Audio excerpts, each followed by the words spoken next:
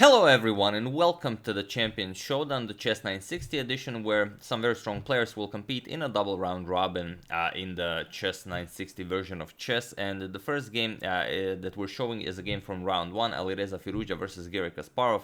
And like it says on the thumbnail, as Alireza is 17 and Kasparov is 57, there's a 40 years difference between the two of them, so that's really insane. Something you will not see in pretty much any other sport, but the game is just really awesome. So without further ado, let's check it out. The time format is rapid. Players have 20 minutes per player, plus I think it's a 10 seconds per move. I will have to check though, it's very interesting. If you're like me, I didn't enjoy Chess 960 in the beginning, but then I realized it's basically just new position already as of move 1, and after a few moves players just castle, and after they castle it's just more or less like a regular position.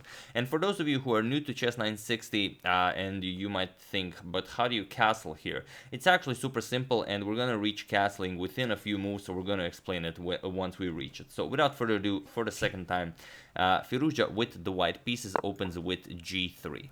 Sorry about that. And yeah, it's not like in the previous Champions Showdown in 2019 where players had like half an hour to study the position with their seconds, but without the engines, here players get only 3 minutes before the game starts to analyze the position, so they're going to spend a bit more time during the opening phases of the game.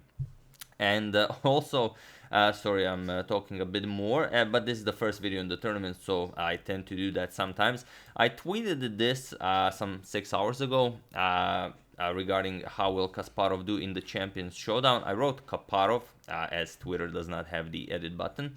So 50% of you guys said that he will score above 50, 36% of you said that he will score below 50, and 13.8% of you said that he's going to win first place easy. So let's see how it's going down. So g3 by Firouzja makes sense, opening up the diagonal for the queen and the light square bishop, and Kasparov strikes in the center, which you should do if your opponent opens with the flank attack. We have d4 by Firouzja, and now g6. Kasparov does the same, opening diagonals for the queen and the bishop. We have knight to c3. Firouzja developing everything in order to execute e4 and c6, strengthening the d5 pawn, and at some point Kasparov will also want to play e5. We have knight to b3, and now f5. Kasparov developing to prevent Firouzja from executing e4. And f3. Here Firouzja spent a bit more time than Kasparov. He spent some 4 minutes, whereas Kasparov spent only 2 minutes, but it's because players don't get enough time to study the position beforehand, so they have to spend a bit more while they're actually playing. And here Kasparov could go for the immediate e5, but it's mostly just breaking the tension without any serious gains. So instead he just continues developing. Knight to c7.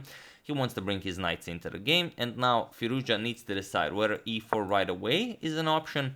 It is, but again, it serves no purpose other than opening up the position. Bishop g4 attacks the rook, let's say rook d2, and while it is playable, it's hard to decide whether e5 here is a plus or a minus for white. Will it be an overextended pawn? Will cc in the future be a problem for white? And so on. So Firouzja also keeps the pressure, continues developing. Queen f2 and knight to e6 by Kasparov. We have bishop to d2 and now knight to d7. Continuing development, the knight is coming to b6 and to c4.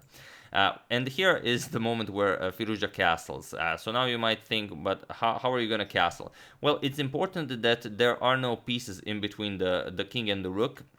So of course you can castle, and castling is super easy because when you perform the castle you just move the king here, and what you get is that the king and rook will end up in the exact same position where they would end up if you were playing regular chess.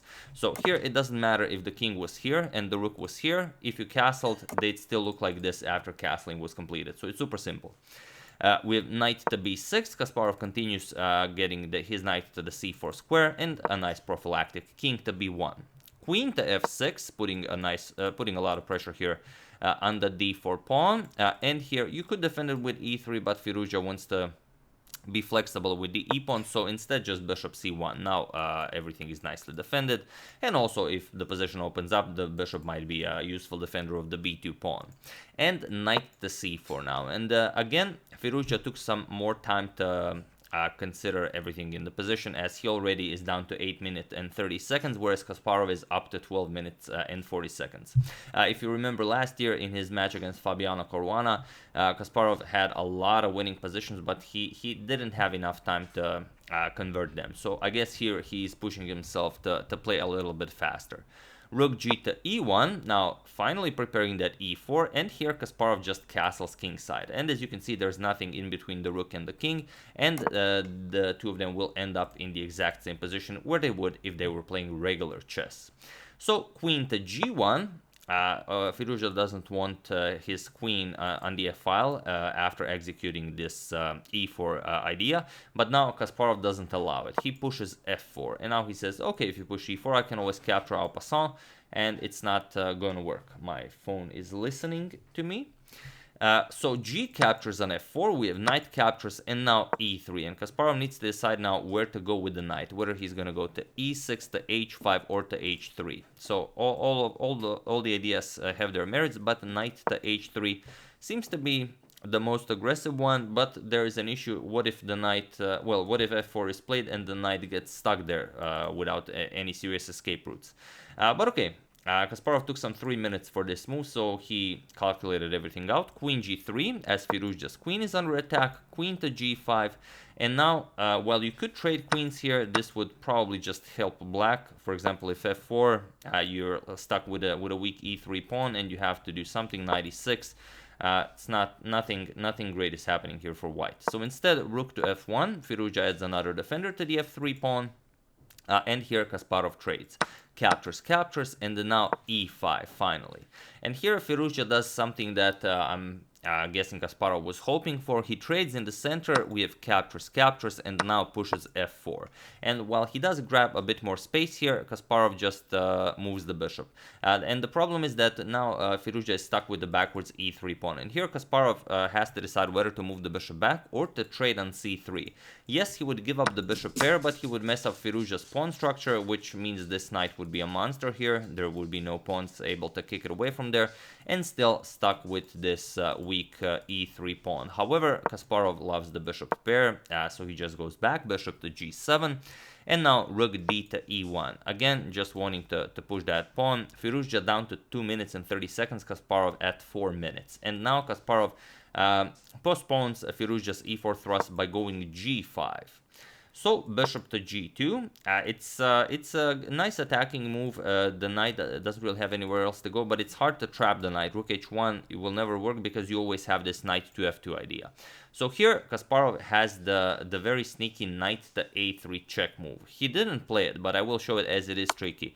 Now you have to capture the knight, because if you move the king, you lose the c2 pawn, so you have to capture, and now bishop captures here, attacking the rook, and after a trade here, bishop d2 captures. Now d4 is very strong for Kasparov. He breaks through, and he will have a very pleasant game. However, he played bishop to f5, and now he just gave basically Firouzja a target, and Firouzja goes for it, knight to d4. And now Kasparov doesn't move the bishop, rather he captures on d4. And now this is weird for two reasons, because if well, he could have captured on c3 and mess up Firouzja's pawn structure. Rather, Kasparov captures on d4, and he fixes he doesn't only not mess up his pawn structure on the queen side, but he also fixes his pawn structure in the center, as now Firouzja no longer has his weak e3 pawn. But you know, better that than to waste more time and then struggle later. So here he fixes Firouzja's problems a little bit for him and executes g4. Now the bishop will also be able to move, as the knight is defended by the pawn, and in the future he might have ideas of h5, h4, and creating some passers here. So b3, kicking away Kasparov's knight, knight to d6 with ideas of maybe going to e4, and bishop to a3 now. Here Firouzja doesn't want to allow it, because Firouzja wants the open d file for his rooks, and he will rather give up the dark square bishop than to allow this knight to land on e4. So rook f7, unpinning, but now rook to e5. now the rook is on a very nice square. Hopefully the other rook will also join in. And here, if you go in, it's a bit too early, because here just bishop captures the knight, bishop captures, captures, and well, after d captures, the rook can just after c3, let's say, defend this, and this is now an extremely weak pawn.